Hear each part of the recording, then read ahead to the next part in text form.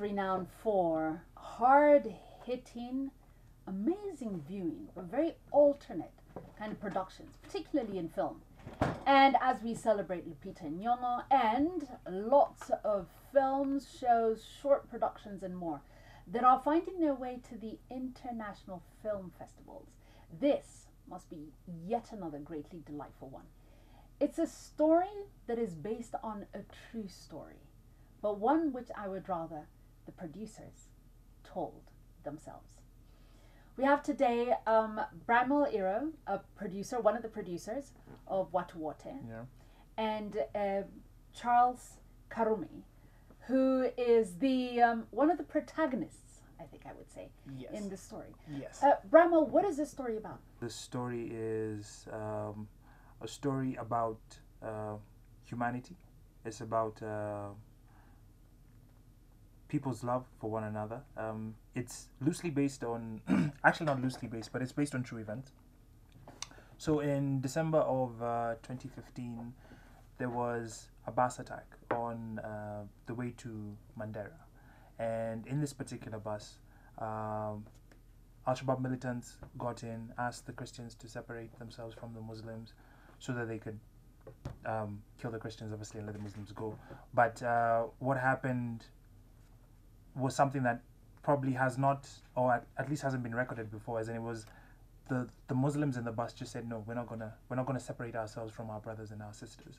And what happened was, as a result, a lot of Christian lives were saved, and the life of one man in particular, who was a teacher in Mandera, he lost his life, left behind a widow and some 5 children.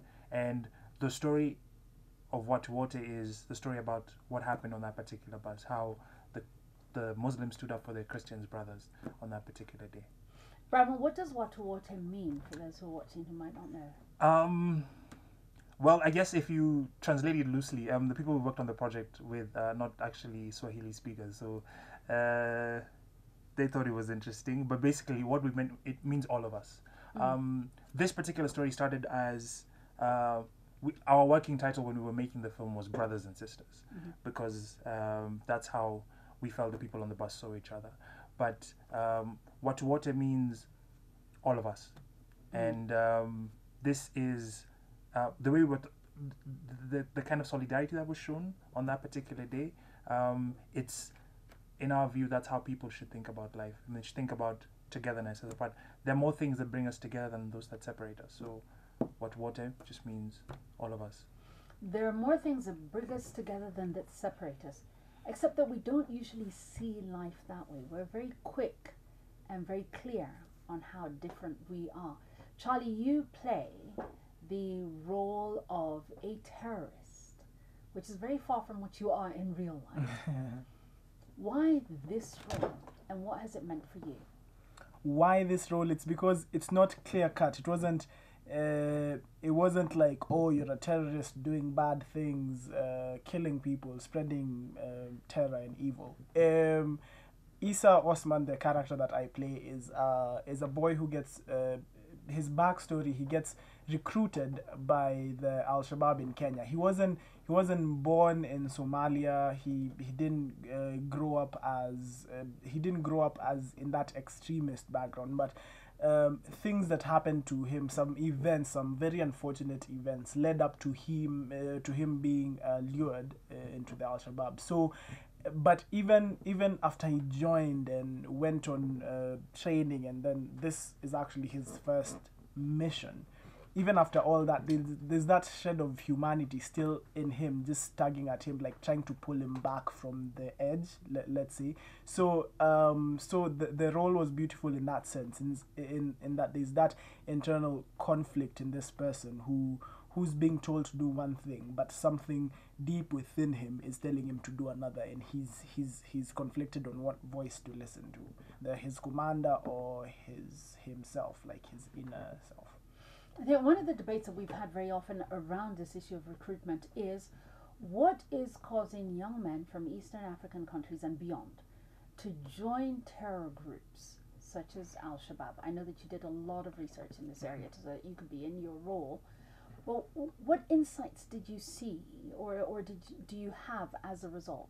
Some of the reasons that I found are a sense of, which is, it's sort of looked down. Some people don't think about it so much, but a sense of purpose. Sometimes, especially in the years of your youth, there are times you feel a bit. I don't know if you can relate. There are times you feel like, what am I doing? Like, what am I doing with my life? What am I meant to do? And then when your options as a person are limited, like you don't have a job, you don't even have anyone showing you what to be doing, and someone presents himself and goes like, your life has purpose. This is what you're supposed to do. There's a cause that you can join. So I think that was one of the reasons that that I found, like, a sense of purpose. And then in my character in particular, it's desperation and looking for a way to sort of counter what has happened in your life. So something very traumatic happened to my character in his life.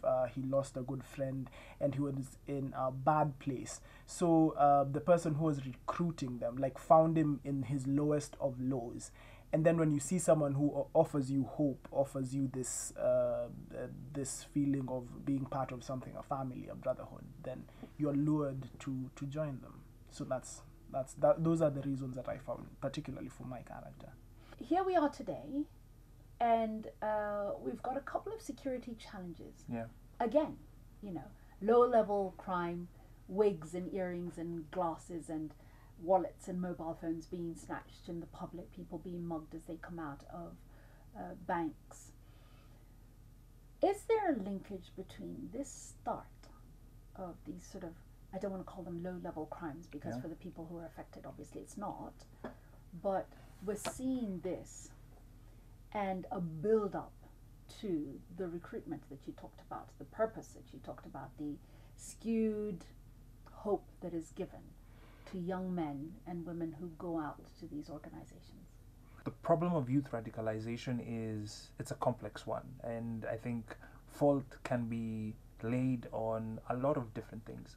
One, to some extent, on the government and its reaction to such particular groups, but I'm not really sure whether there's a correlation between the lower level crimes and the recruitment, because even in our research, what we did was kind of like very specific for this particular story. So what happened was there was a team that went down to Mandera and spoke to some of the people who were actually in that particular bus on that particular day. So one was a Christian lady. The other one was the widow of the school teacher who died protecting the Christians. His name is, so we spoke to his widow. Another one was the guy who actually drove the bus, and we call them conductors, yeah? Yeah, for the purpose of the film, we call him the water boy. But the guy who was like selling water and biscuits in that particular bus at that particular point in time. And then we also spoke to a couple of journalists who work in and around that particular area to kind of like give context to what the situation in Mandera is, because I think it's quite different from maybe what it is in Nairobi or at the coast.